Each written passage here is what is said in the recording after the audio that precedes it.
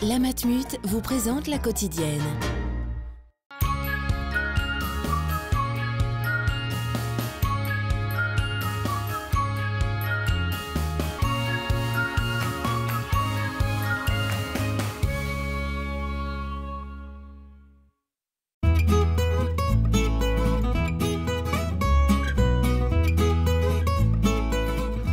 Bonjour à tous, bienvenue. Cette semaine dans la quotidienne, à l'occasion des Journées du patrimoine des 20 et 21 septembre prochains, je vous propose de partir à la découverte de lieux exceptionnels de notre territoire.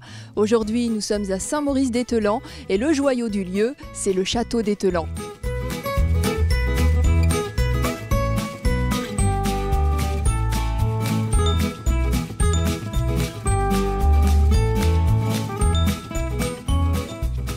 Bonjour Alain. Bonjour Stéphanie. Alain, on est ici devant un site remarquable. Est-ce que vous pouvez nous dater le château d'Ételan ? Alors Ételan, c'était un château qui a été reconstruit en 1494. C'est un château typiquement Renaissance normande, Renaissance flamboyante, puisqu'il a été aussi restauré fin 19e siècle par l'équipe de Viollet-le-Duc. Alors par son allure, moi il me fait penser par exemple au château de Mesnières, est-ce que c'est ça ? Ça peut être ça, si ce n'est que le château de Mesnières est un château aussi remarquable, mais qui n'a pas cette fameuse tour de l'escalier que nous avons, nous. C'est typiquement Renaissance, je dirais italienne, et que l'on retrouve en Normandie. Oui, mais moi, j'ai vu qu'elle était recouverte, cette tour. Et oui, mais il pleut ici en Normandie, il y a du vent, il y a beaucoup d'orage, il y a de la grêle.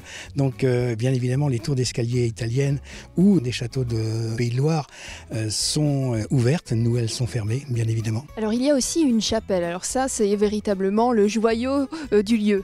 Ah oui, alors l'abbé Cochet a considéré que la chapelle d'Ételan était un joyau. C'est tout à fait ça. C'est une chapelle du XVe siècle qui a des choses remarquables, des éléments remarquables, principalement des vitraux de toute beauté, des peintures murales exceptionnelles et des statues tout à fait étonnantes, puisque vous avez une Vierge allaitante qui est tout à fait exceptionnelle. Et les vitraux, ils ont été remis. Racontez-nous. Ah oui, alors ça c'est la grande histoire. Vous savez, la chapelle, c'est 3 miracles. Le premier miracle, ça a été que nous avons été obligés de fermer en 1976, lorsqu'il y a eu la grande sécheresse, la chapelle, puisque les vitraux n'existaient pas. Sont apparues les peintures, et puis avec mon père, quand un jour on avait trop de gravats et qu'on a fait venir un camion pour justement déblayer les gravats, j'en ai profité pour dire à mon père, tiens, ça serait bien que nous retirions les caisses avec plein de bouteilles cassées qui se trouvent dans la cave. Et en fait, les bouteilles cassées, c'était pas du tout des bouteilles cassées, c'était les vitraux qui avaient été déposés en 1942, mais il n'y avait plus de plomb puisque les Allemands avaient récupéré le plomb à l'époque. Et donc c'est un maître de la région, un maître verrier qui les a remis. Ah oui, bien évidemment, c'est la maison Forfait qui a refait, très connue, puisqu'elle a restauré tous les vitraux de la cathédrale de Rouen, qui a fait ce travail tout à fait exceptionnel. Oui.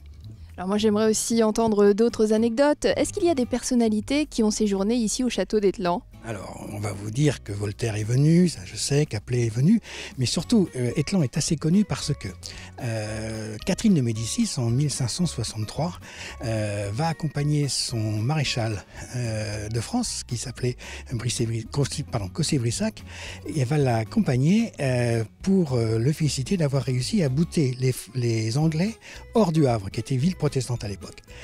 Et elle décide, sur les conseils de Michel de l'Hôpital, de convoquer le Parlement de Rouen ici, à Ételan, de faire un lit de justice pour que ce dernier puisse déterminer la majorité du roi, Charles, qui va devenir Charles IX.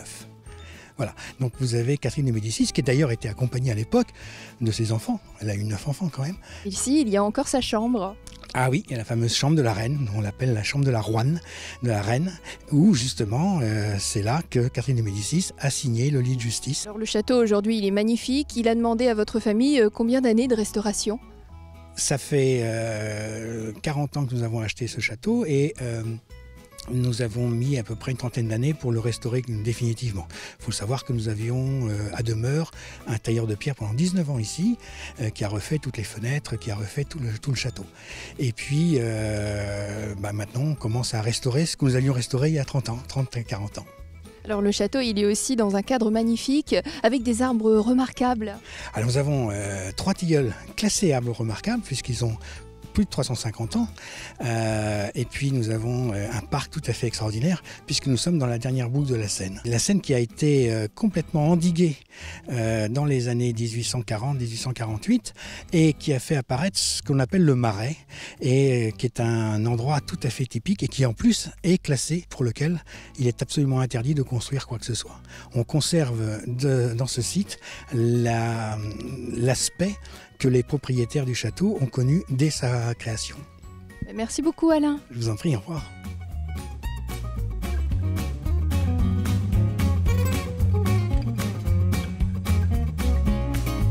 Je vous propose maintenant de faire un petit tour à Forges-les-Eaux pour découvrir une belle collection de faïences.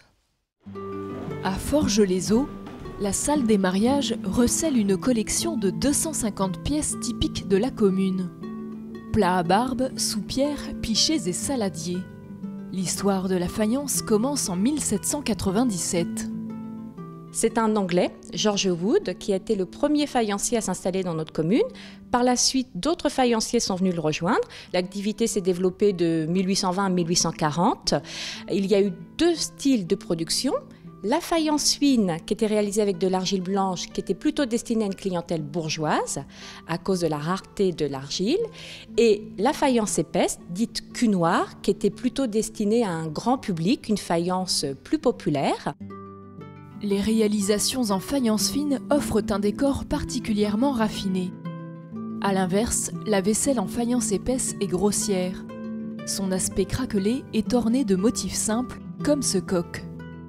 Cette couleur blanche s'est faite avec un émail réalisé à base d'étain.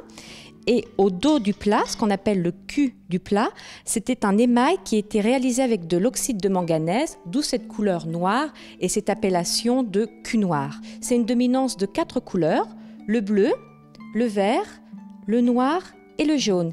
Et puis un motif qu'on retrouverait très souvent sur la faïence de Forges, c'est ce petit serpentin bleu entouré de 2 lignes noires. Forges-les-Eaux a accueilli jusqu'à 5 faïenceries. La dernière cessa son activité en 1890, puis la production locale tomba peu à peu dans l'oubli. Ce n'est qu'après la Seconde Guerre mondiale que les antiquaires s'y intéressèrent. La faïence utilitaire devint alors objet de collection. Pendant longtemps, nous avons eu un artisan, Alexandre Del, qui était sur notre commune et qui a perpétué cette tradition.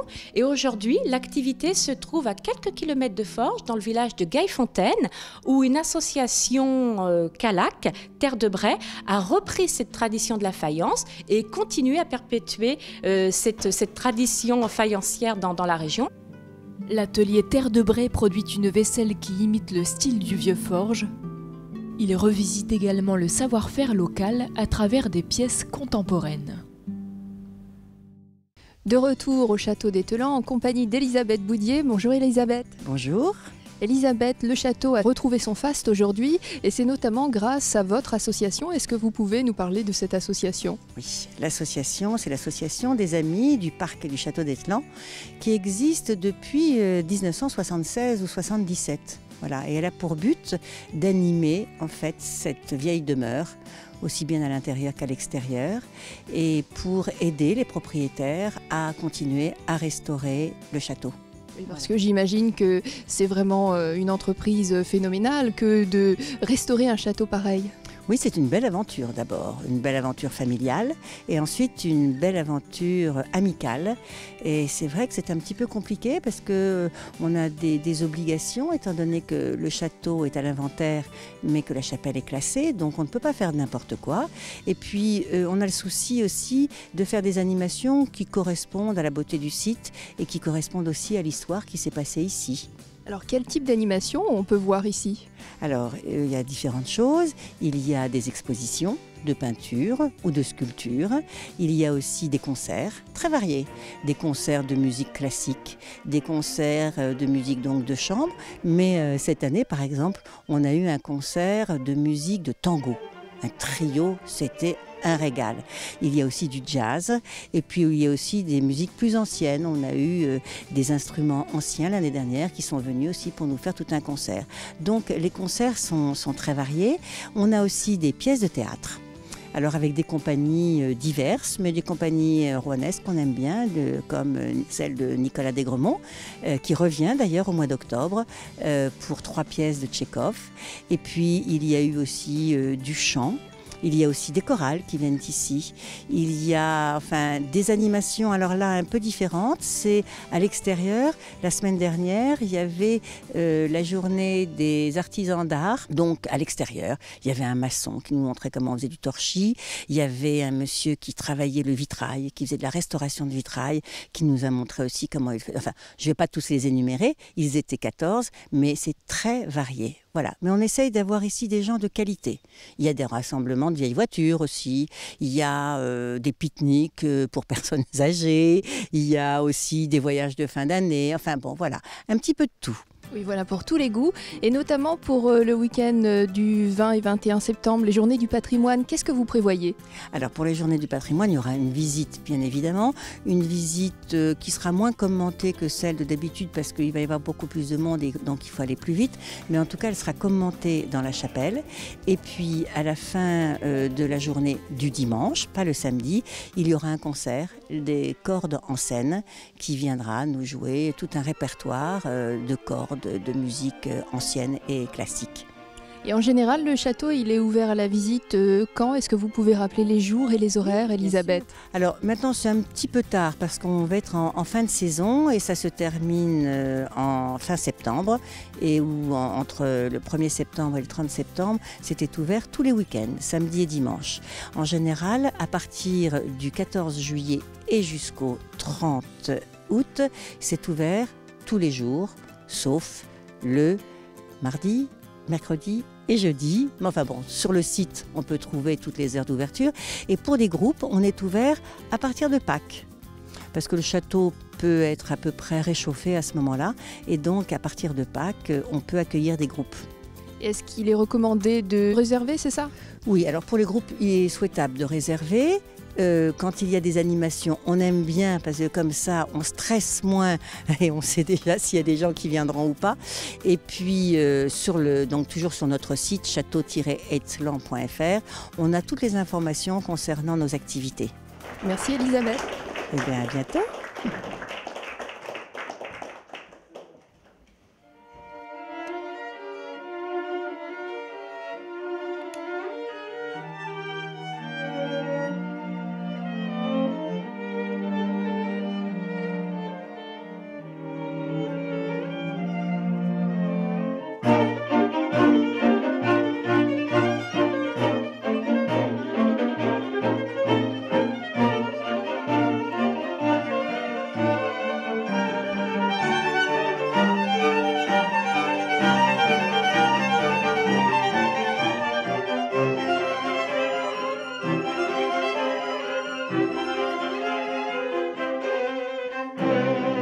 Est-ce que vous venez souvent ici au château d'Etzelan ?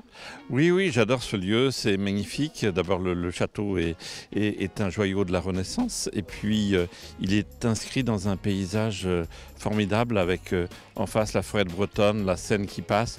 On voit de temps en temps les bateaux qui traversent la campagne, c'est un site merveilleux.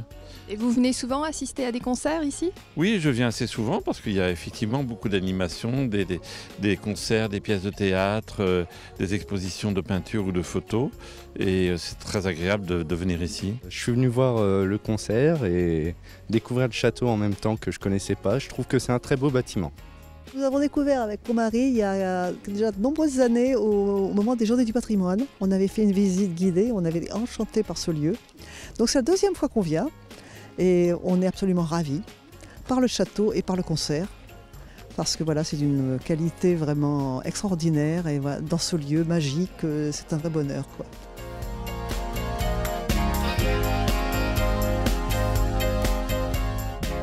C'est déjà la fin de cette émission. J'étais ravie de partager avec vous cette visite du château d'Etzelan. Un château qui est vraiment un site remarquable. Je vous le recommande. Je vous embrasse. À très vite sur LCN.